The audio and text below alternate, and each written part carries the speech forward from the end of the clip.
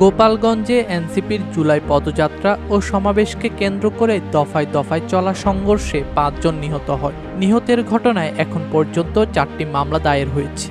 Police বাদী হয়ে ৫,৪০০ জনকে অজ্ঞাত আসামি করে গোপালগঞ্জ সদর থানায় সব মামলা দায়ের করে। রোববার দুপুর পর্যন্ত জেলার বিভিন্ন স্থানে অভিযান চালিয়ে ৩২১ জনকে গ্রেপ্তার করে আদালতের মাধ্যমে কারাগারে পাঠিয়েছে আইনশৃঙ্খলা বাহিনী।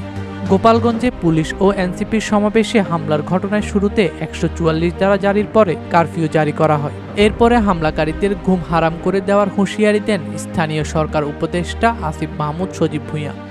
১৬ জুলাই নিজের ফেসবুকে একটি পোস্টে লিখেন, গোপালগঞ্জে কারফিউ জারি করা হয়েছে। জীবন মৃত্যুর মতো পরিস্থিতি না হলে সাধারণ জনগণের কেউ ঘর থেকে বের হবেন না। সকল আইনশৃঙ্খলা রক্ষাকারী বাহিনীর সদস্য সংখ্যা বাড়ানো হয়েছে।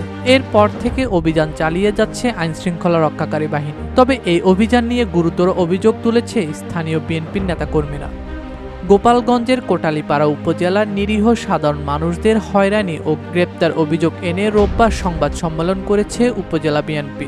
এ সময় দলটির নেতারা বলেন, আমরা যতটুকু জানতে পেরেছি, গোপালগঞ্জ হত্যাকাণ্ডে অধিকাংশ আসামি সাধারণ মানুষ, বেশিরভাগই রাজনীতির সঙ্গে জড়িত নেই। প্রশ্ন রাখেন, কিভাবে কাদের মদতে নিরীহ মানুষদের আসামি করা হলো। এ সময় পৌর বিএনপির সাধারণ সম্পাদক অলিউর রহমান হাওলাদার কোটালীপাড়া থানা পুলিশকে উদ্দেশ্য করে বলেন, বিক্ষোভের সময় সেখানে আপনারা উপস্থিত ছিলেন, কিন্তু তখন একজন ব্যক্তিকেও আটক করতে পারেননি। আপনাদের কাছে তো ফুটেজ রয়েছে, আপনারা এই ফুটেজ দেখে আসামি করে গ্রেপ্তার করতে পারতেন, কিন্তু আপনারা তা না করে নিরীহ মানুষদের গ্রেপ্তার করেছেন। আমরা তীব্র নিন্দা ও প্রতিবাদ জানাই।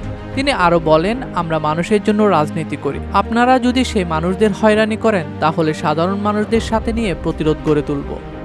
ডেস্ক রিপোর্ট, দৈনিক দেশকাল।